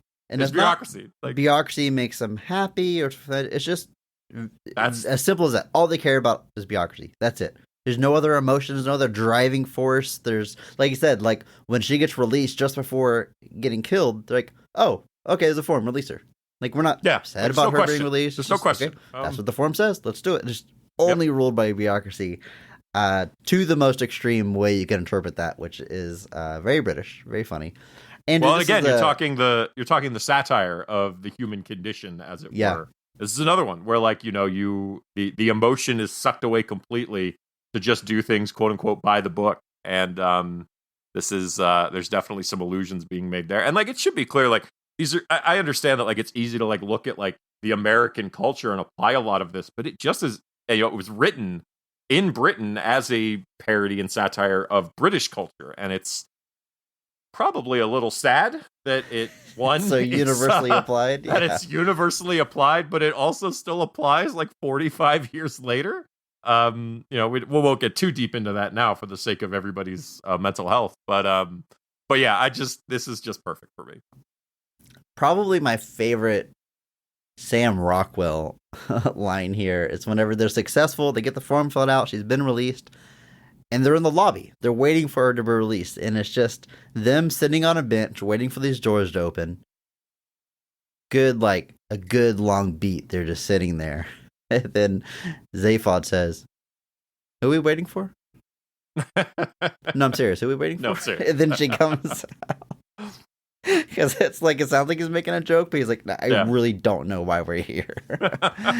Yeah, very good, very funny. And then the callback, Andrew, at the end of this scene, where Arthur's trying to defend himself because he is brave, and Zooey Deschanel's character storms out, and he walks out after her. He goes, "Well, saving you was my idea." And then, bam, he gets slapped in the face one more right time by back in the the face. giant spatula thing.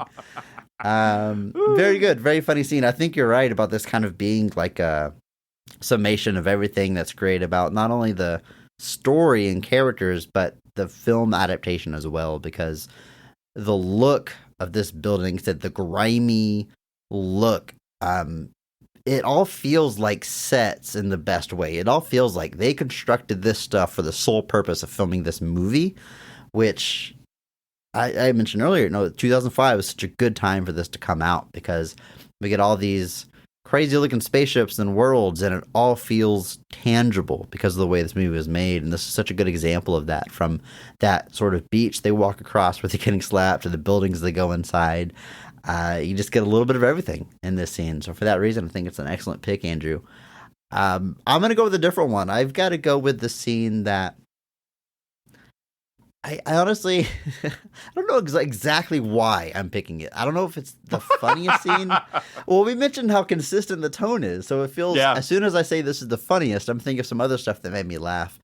But it just, you know what? I know why it's my favorite scene. It's because it's when Bill Nighy shows up, and he's just absolutely hilarious. He's this late stage character that has a lot of exposition, a lot of big answers, but he couldn't sound more unsure of himself and unconfident, and just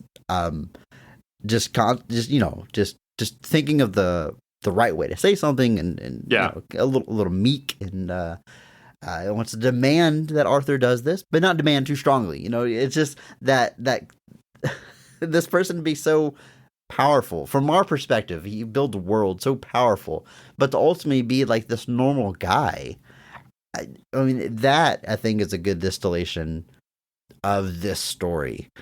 You see so much of this technology and the super advanced stuff, but again, one of the benefits of being so practical is, Andrew, I mean this positively, it all looks kind of dumb. Everything's kind of stupid. And that's the idea. It's not like this awe-inspiring future. It's just like, this is the everyday. It's just on a galactic scale. Yep. Right? So everything's so humdrum. The Marvin looks kind of dumb. Like, everything looks a little dumb and hokey. Not in a, like, this is an intentionally low-budget 60s sci-fi way, but just in a matter-of-fact way. This movie is just so matter-of-fact. So yeah, the idea that this world builder who's responsible for Norway itself, kind of this bumbling guy just going about doing his job, is never not funny anytime he's on screen. And biggest laugh in the movie here. They are on this, what do you call that? It's kind of like a lift, but it goes all over the earth. And they're talking, and he's Bill Nighy is talking about his sort of take on the universe, and this search for the big question is kind of pointless. You're never going to find the right question and the right answer. It's never going to all make sense to one person. So the best thing to do is accept that. Not knowing is knowing. Let that be enough. And he says, "I would rather be happy than right any day." And Arthur says, "Well, are you?" And he says, no.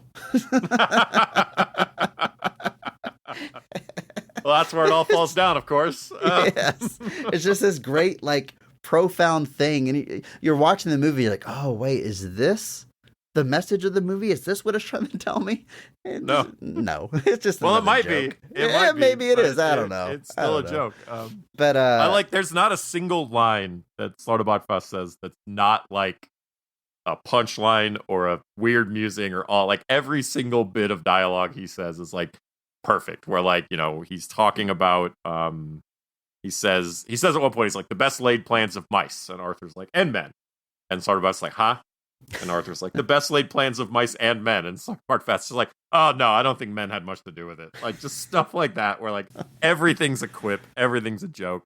And it all lands, and it's delivered expertly by Bill Nighy. there's a very subtle thing that, God, it slayed me, Andrew. It's talk about that lift they're kind of going around the Earth on. Like literally, they start off in outer space, and then this lift just drops down really fast, speeding towards Earth.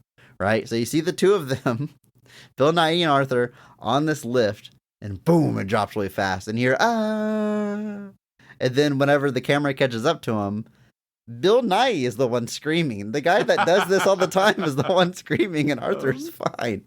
Yep. Just the fact that it'd be him screaming. God, that's one of those things that is like so clever. It makes you mad. Like, how do you think of that? How do you think of like if this guy was the one that was scared, that would be funny. It's just this movie, and I assume book and all of Douglas Adams' writing is just full of that. It's just absurd. It is. Like I said, the stuff I love when he says his name. When he introduces himself, like he comes up to Arthur, and Arthur's like, "Who are you?" And he's like, "It's not important." He's like, "No, my name's not important." He says specifically that his name's not important, and they go back and forth for a bit, where again, there's misinterpretations of words and everything, and then finally he's like, "Well, I can't trust you if you won't tell me your name." And he's like, "Fine, it's Slartibartfast." And Arthur's like, "What?" And his only response is, "I said it wasn't important." Like he's it's God, it's so good, because that's also, I'm expecting he walks up with this robe on that's covering most of his face, and I'm like, okay, sci-fi, right? Is this like a future version of Arthur? Is this Arthur that time traveled back to warn him, to save himself? Like, what's this big reveal? Oh, he has a dumb name. that's the whole build. Like that's the joke. That's the joke. Yeah.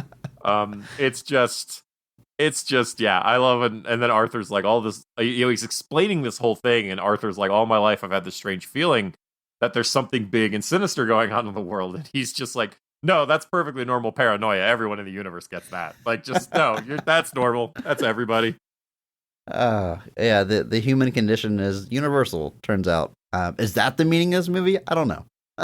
Whatever.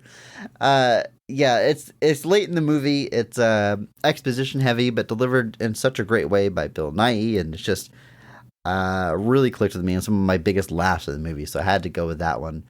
Andrew, to be honest with you, I don't have a lot of notes watching this movie, because early on, I'm writing down, like, sometimes my notes are just kind of my thoughts. Sometimes I want to get a line exactly right so I can remember it later. And like my first 5 notes are all like direct quotes, because like I'm like, oh, that's a great line. Oh, that's a great line. Oh, that's a great line. My very first note is "So long, thanks for all the fish." I thought that was absolutely hilarious. Workers of the earth, I bring good tidings of peanuts and beer. Very funny. And then it was right around this one that I wrote down and then realized I can't keep doing this. Yeah, you're going to write down the whole script. Oh. They're at the pub, and Arthur finds out there's only 12 minutes to live. Arthur says, "We're going to have 3 pints at lunchtime." And Ford says, "Time is an illusion. Lunchtime doubly so." It's just so good. I love the end of that scene though, where he walks out and he basically is like, "Round of drinks on me, everybody." And he's like, the bartender's like, "Is it really Armageddon or the apocalypse?" And Ford's like, "Yeah." He's like, "Should we like get down or put a bag over our heads or something?" And he's like, "You can." And the bartender's like, "Well, is it gonna help?" And Ford goes, "No." And then just leaves.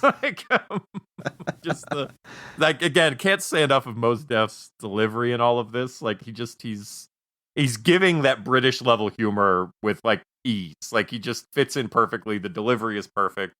I do want to talk like that "So Long and Thanks for All the Fish." First off, the big band ridiculous version of that song that opens this movie is wonderful. Yes. It's absolutely fantastic. That is one of the gags of the early movie, is that dolphins are basically smarter than humans. But because we can't understand dolphins, we never understood this. Like the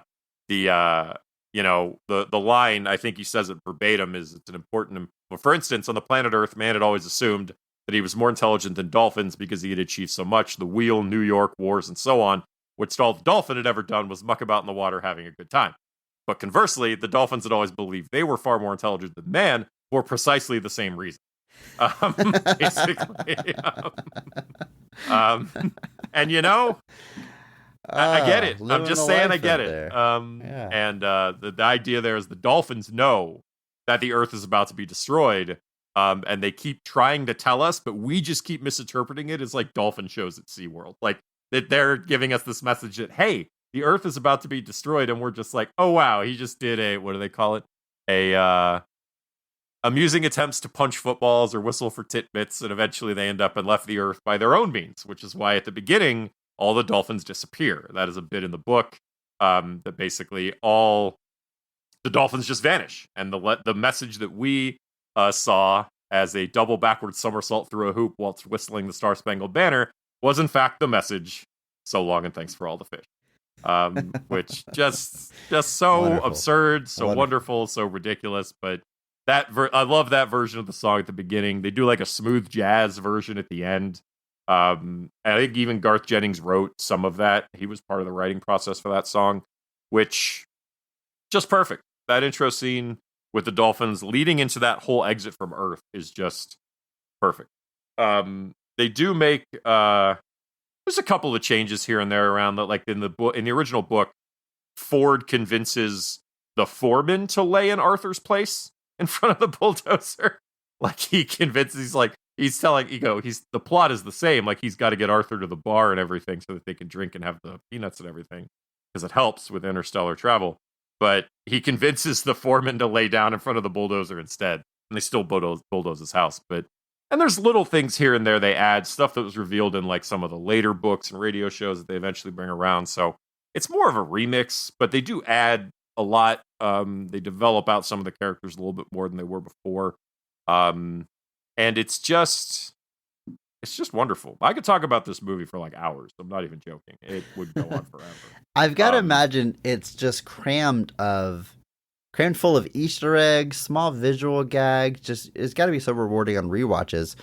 One that I notice is whenever they go back to his house and it is actually being demolished, you've got this, bulldozer and big crane and they're knocking walls over. And there's tons of like construction guys, and one of them is just in the road raking the gravel road, just doing absolutely nothing usful. Yep, was a fun visual gag. It's again satire about the workplace. I mean, it's a lot happening there, but it's just little. Don't call attention to it at all.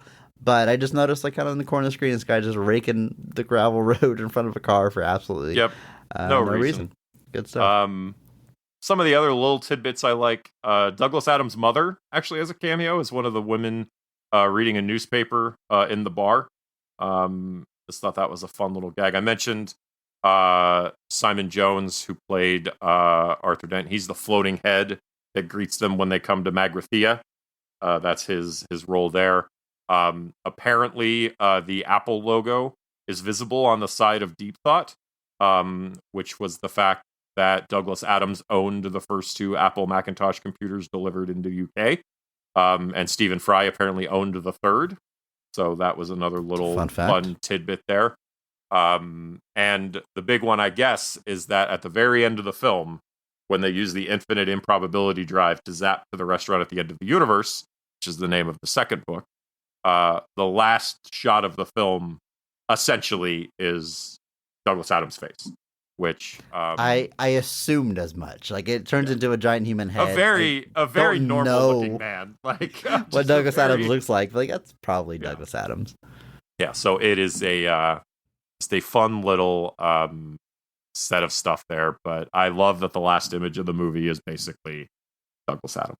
And it is a movie, like you said, it's packed full of visual stuff, of gags, of everything. For me, this is definitely a movie that is just, it's made with the utmost respect for the thing that it's adapting, especially given the fact that it came after he unfortunately passed away. And I really, really just love it. It's like rewatching it today. I hadn't rewatched it in a few years, probably. But just rewatching it today, I was just like, this is so wonderful. Like, just so fantastic. It's a movie that you can't be mad at, I think. Like, even if it's not exactly for you, like, it's so unabashedly what it is, and hitting this fun tone that even if you don't love it, I can't imagine, like I said, being mad at it or angry that it exists by any means. I love all of we get to actually see the Hitchhiker's Guide to the Galaxy. It's these little like illustrations that are explaining things throughout the galaxy, of course, narrated by Stephen Fry. And it's narrated in a way that reminds me of like opening credits for a film. There's the very simple animation, like 2 or 3 tone animation that depict whatever it's teaching us about in a little moving cartoon. And one that really stuck out to me is, it's like a joke within a joke within a joke, is you got the fish that translates things for you. It feeds off brainwaves. It's okay. It's explaining the kind of science of it. And the illustration that we get is a man milking a cow, and then he can understand the cow. The cow likes being milked, and the man is horrified to find this out. He runs off and he washes his hands because he was pleasuring the cow. And it's just like that is purely a visual joke that's happening while Stephen Fry is explaining the, again, quote unquote, science of what it is. This movie is just so dense with that kind of stuff. And I was reading a little bit about the movie and Douglas Adams being wary of it being adapted to a film for a long time and didn't want it to become Star Wars with jokes, like a Spaceballs type thing or parody, and I can understand the hesitation. I think they avoided doing that. But there are a couple things in here that feel a bit like they're acknowledging existing sci-fi and the tropes that come along with it. Like whenever Arthur and Ford are put into this vessel, they're going to be launched into space and killed earlier in the movie. And they're in this little box, this little room. And they're like, we're dead, we're doomed. And then Ford sees like these buttons on the wall. He goes, oh, wait, what's this? And he walks over and he spins this thing and pushes the button. He goes, this is nothing. Yeah, we're going to die. It's like, oh, wait, this Deus Ex Machina is going to save us. No, it's just nonsense on the wall. We're actually going to die. I love the ending gag of this scene also, because they're standing in what clearly looks like an airlock. And you're assuming the doors you see past them are what's going to open. And they flip the thing on the wall and they're standing there and they're like, and then finally the floor just gives out and they fall away. Like it's this complete subversion, because you're expecting them to get sucked out the airlock when those doors open, and instead they just fall down. And like Mos Def like raises up his hands all wildly, and it got me so much watching it back now, where I was just like, man, just fantastic. But yeah. The most direct reference has to be whenever Trillian is kind of showing Arthur around. Like, why are you so hung up on, like meeting me again or whatever? Like, you're in space, you're look at all this technology, look at all this cool stuff. And one of the things that she shows him is a butter knife that toasts the bread as you cut it, because it's essentially a tiny lightsaber. So much so that it makes the sound of a lightsaber, and visually it looks like they're using the technology they used to bring the lightsaber to life back in the day. It is such a direct reference. But you take this almighty, powerful weapon of one universe, and here it's just the tool that toasts bread. Toast bread. Which is a great idea. If you could make that work. Yeah. Pretty cool. Fantastic. I love that they have like the thing that makes like approximations of like tea, but it's an approximation, so it tastes terrible. So it just kind of shows that even though it's this unlimited spaceship, there's still things that it doesn't get quite right. But the whole idea of the spaceship, I like the design of that spaceship as well, because it's not how you envision a spaceship. It's a giant sphere, basically. You think of a spaceship, you think of Star Trek, you think of Star Wars, you think of flying saucer type stuff. Quick question, Chris. Is the Millennium Falcon a flying saucer? No, I think a saucer is very much looks like a plate. It's got to be perfectly round, in my opinion. It's fair. What do you think? Somebody asked me once, and I was just like, I've never thought about that before. And I mean, saucer is like a saucer, like you pour milk into for a cat, like a saucer, right? I understand that, but the Millennium Falcon's got a pretty spherical body, and it's just got like the front little bits on it. So it's got like 2 forks up front, and then it's got the cockpit that comes off the side. Yeah, but it's all coming off like a central circle. So I was I don't really have any strong thoughts on it. I have a very strong thought on it. No, that is not a saucer, Andrew. I will die on this hill that I was just presented with. I've never seen this hill before, but I guess I'm dying here. but all right, not a flying saucer, but I just love the design because it looks like almost like an apple shape. Like it's like this weird oblong thing that's like a giant circle, and it's got like the opening on the back for where I guess the infinite improbability drive comes out. I just also just talking about the infinite improbability drive. I love the gags that we get out of that. Not just Yeah, does the so ship good. change into a whole bunch of different things before it does that, because it's shifting through every single piece of space at all times. But when they come out of the infinite improbability drive, we get a couple of pretty great visual gags, including when they're first picked up. It cuts to them in like the loading bay or wherever they're at, and they're both sofas. Like they're both literally Yeah. couches, but they're designed and colored like the clothes they were wearing. And like literally the couch says, he's like, Ford, I think I'm a sofa. And Ford's just like, I know how you feel. And then they turn back to normal. But in that brief moment, they're sofas. And then It's the kind of thing. It's one thing to read on the page, like, oh, this is wacky. They turn to sofas, but like, to see it, just to go all the way with it, like, yeah, we're gonna film. They had to make talking sofas for that 5-second gag. Like, they went for it. It's awesome. And then the second one that we see that I also love is they come out of the infinite improbability drive, and they're all like crocheted figures on a yarn set. And Arthur, like, he's like, oh, I'm gonna throw up, and he's like, throw up in the trash can. And so Crochet Arthur like hobbles over to the trash can and starts throwing up like rainbow yarn. But then there's this fantastic visual transition where it looks down at the trash can and you see the yarn and you see like a clearly bigger crocheted hand. And then it like pans back up to normal Arthur. And then he reaches his hand up to pull the rest of the same hand that was crocheted to pull the yarn out of his mouth. So I was like, that transition between the two was handled just perfectly. But man, just really, really fun stuff. Like you said, these are like 5-second gags that they went super hard on, and I'm glad they did. This whole movie is just, it feels like a labor of love type thing of just like, we're doing our best to bring this absurd thing to screen, and I will always appreciate what they've done. You know, ultimately, I mean, you're the one to talk about how quote unquote good or faithful of an adaptation is from the book, and it sounds like you're giving it high marks in that regard. But for me, someone who is not familiar with that book at all, this is my introduction to this world. I enjoyed the movie. I liked it a lot. I'm not like all of a sudden Hitchhiker's fan number one or anything, but I think first and foremost, what it makes me want to do is it makes me want to read that book. Like, I want to absorb this world a little bit more than I could do in this runtime. I want to see how else you can build out this world and what other fun ideas it has. And I don't know, like, book adaptations, even really good ones, don't always make me want to do that. Like, if I really enjoy the movie, I'm like, okay, I like the movie. And I don't necessarily need to read the source material. But this one, more than just about any other adaptation I can think of, makes me want to dive into that book. And I'm definitely going to put it on my list to do so. And I don't know if that was a goal.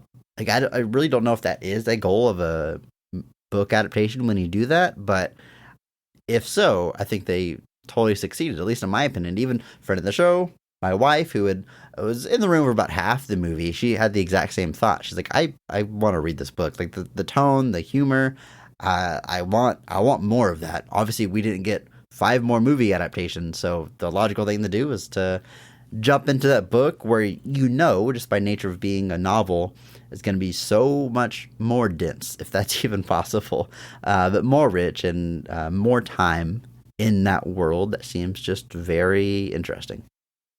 I think that's a great way to look at it. Like, if this movie works for you, I think you should by all means then dive into Douglas Adams' work. I think the style of humor is in line with, anything else like that he's done. And there's all sorts of stuff he's done. One of my favorite things that Douglas Adams actually did, one of the last things he did, book-wise, is he wrote this book in, I think it was 1990. So he has one Hitchhiker's book that comes after this. But it was this book called Last Chance to See. And it was written by a gentleman named Mark Carwadine. Harwardine. But it was another radio series that they turned into a book. But the premise was Douglas Adams traveling to see endangered species that were expected to be extinct soon. And it was all written in the style that you would expect from Douglas Adams of all these things that he was going to see. The Komodo dragon, going out in Indonesia, the mountain gorilla in Zaire, the northern white rhinoceros. It's all sorts of things like that. And so it's the kind of book where you're like, that seems strange. But then when you read it, you're like, it's not that strange. Like, this actually makes perfect sense. And this was supposedly Douglas Adams loved this book. He had just a joy putting it together, and doesn't get nearly as noticed. It is nonfiction. It's not, making up weird, ridiculous things about these animals. But he did have a few nonfiction books, but I do particularly really enjoy this one. You can find, none of his stuff's hard to find. By the nature of who Douglas Adams is, his stuff is never out of print. It's pretty much all available all the time, and he's not a guy where the stuff that's out of print is hard to find. It's almost always out there in the ether. It's never difficult to find. It's not like the only times you're going to run into anything of his that's expensive is if he signed it, which he did sign a great number of things. So even then, signed stuff is probably not as expensive as you would expect it to be.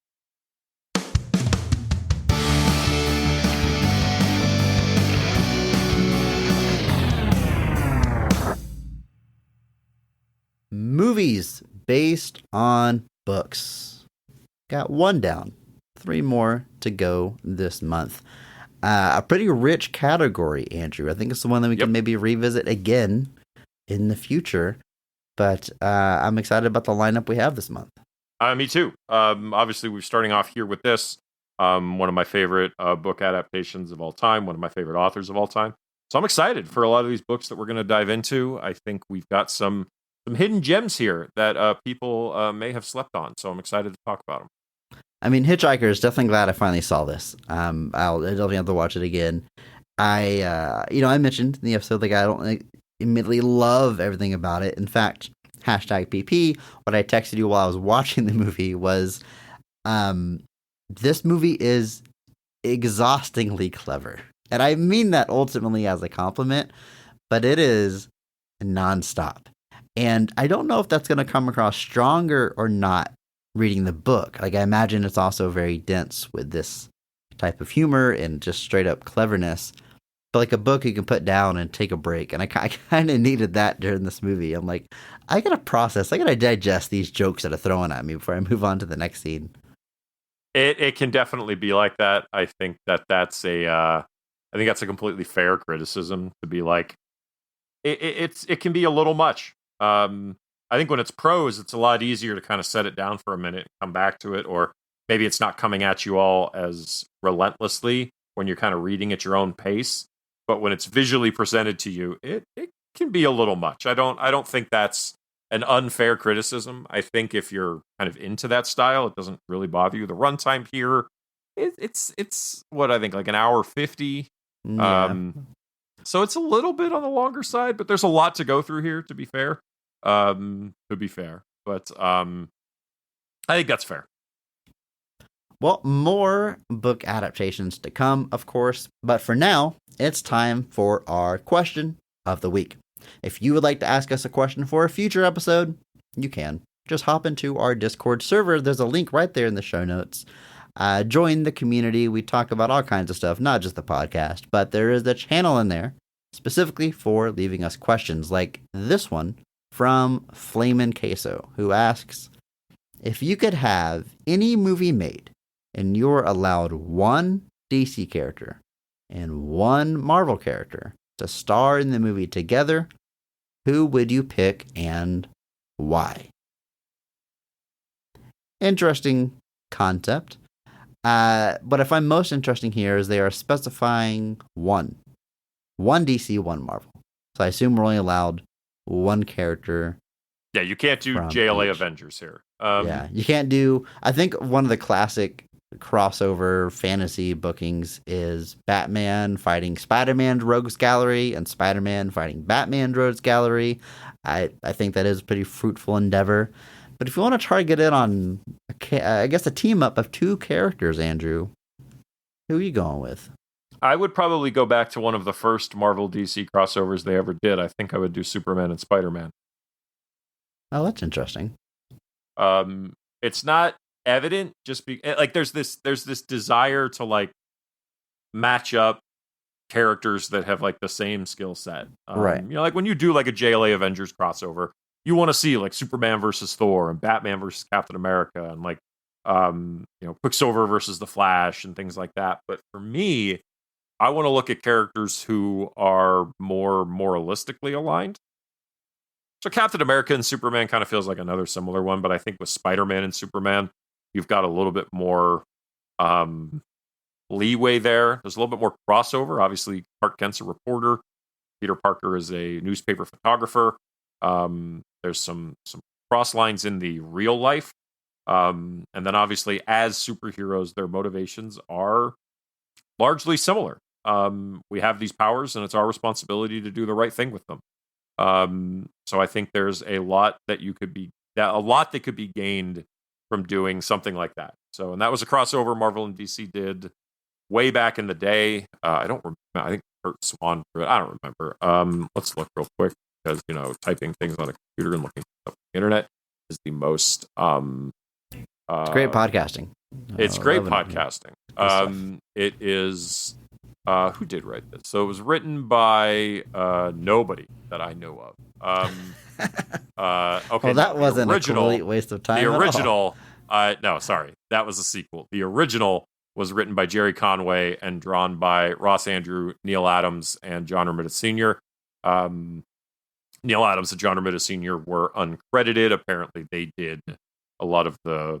Neil Adams did a lot of the Superman figure drawings, and John Romita Sr. did some of the Marvel character faces. It's very strange, but that was how things were in the kind of bullpen era of that time. They would literally just pass art around to people to get stuff done on time. And but no, I think that is something where like you could do the kind of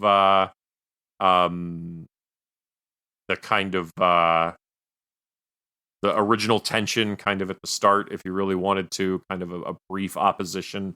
Not really where I'd go with it. I don't really have a desire to see Superman fight Spider-Man. But I think there's a lot that can be gained out of doing a crossover between them. I think the villains in that were Doc Ock and Lex Luthor. So why not? I can see that. Yeah, sure, that's good. Good answer, Andrew. You mentioned Superman and Captain America, and that is one place my mind was going. A movie with Superman and Captain America.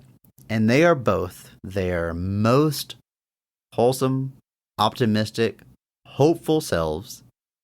What's the conflict between the two? They're going to fight each other? Of course not, Andrew. They're going to see the greater good. They're going to team up. They're going to do no wrong. They're going to do everything they can within their abilities to save the day. And I dare you to call it boring, people. I would do that just to see the reaction from the internet and watch it set on fire. And complain that they're not dark and gritty enough. That does remind me a bit of JLA Avengers, which is an amazing crossover written by Kurt Busiek and drawn by George Perez in 2004-ish. It was one of those ones that they tried 25 years before that, but never got it to finish. And it's unfortunately hard to find now because it's out of print and because it's two different companies. It's difficult. There was a reprinting a few years ago, maybe a year ago, that just sold out immediately and has been impossible to find, but it was for George Perez during his health struggles.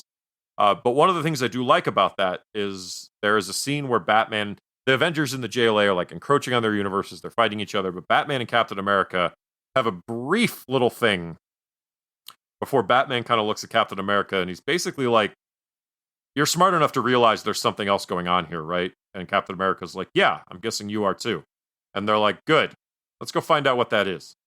So like they are the two characters that like in the midst of everything realize, like obviously Superman's concerned about the immediate threat, but like Batman and Captain America were the two that were kind of like, this isn't right, is it? Something's off. And so, like you said, I like it when we have the characters that are adept enough to realize that there's more going on here. opposition may be part of the villain's plan, like, or just base level.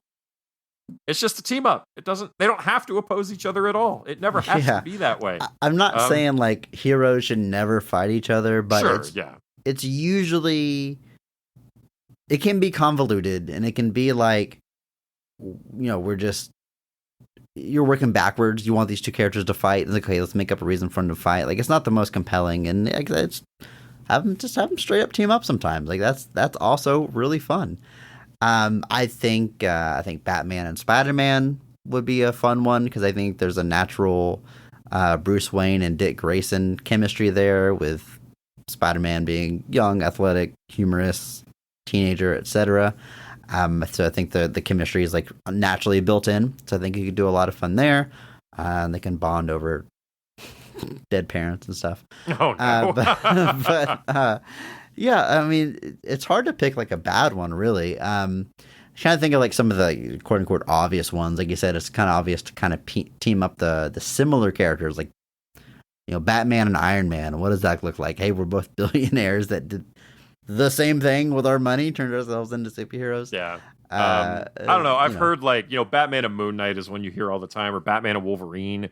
And I'm like, those characters really don't have anything in common outside some aesthetic similarities. And also they're just all kind of dark. Like, I don't have a lot of interest in that. There's a lot, Spider-Man with a lot, like Spider-Man and the Flash, like Wally West and Peter Parker, both very similar personalities at times. There's that story that like Marvel Comics created Spider-Man in the 60s, and then every decade since, Marvel has tried doing a new Spider-Man, and then DC has also tried doing a Spider-Man. Like, there's been all these characters that were kind of just trying to take like the Spider-Man motto of a teenager trying to be a superhero, and like stuff like Teen Titans definitely approaches that. Teen Titans got so popular at one point that in the 80s, Marvel and DC crossed over their most popular franchises, and that was the Uncanny X-Men and the New Teen Titans. Not the X-Men and the Justice League, not the Avengers and the Justice League, the X-Men and the Teen Titans, which, 80s was wild. But yeah, it's, you start thinking about that, like just characters like Thor, Wonder Woman. Is that something that you would do? Because they both got the God thing going on. Like, no, sure. I don't know, man. Like, it's a weird thing where like, you try to think like, Wonder Woman and Captain Marvel, I think could be interesting. The Carol Danvers Captain Marvel, I think that could be interesting. Like, you've got two characters that kind of have these missions of these two kind of parallel but still opposed missions at times.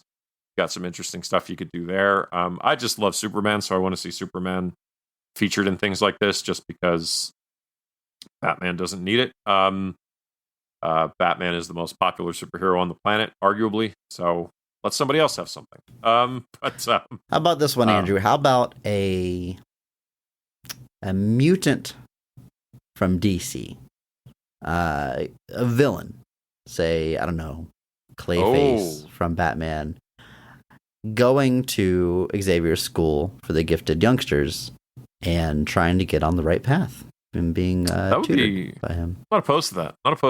I think that's there's some interesting storytelling there, and like that's even something that like it says one DC and one Marvel character. That could be a Marvel villain versus a DC hero, or a DC villain versus a Marvel hero.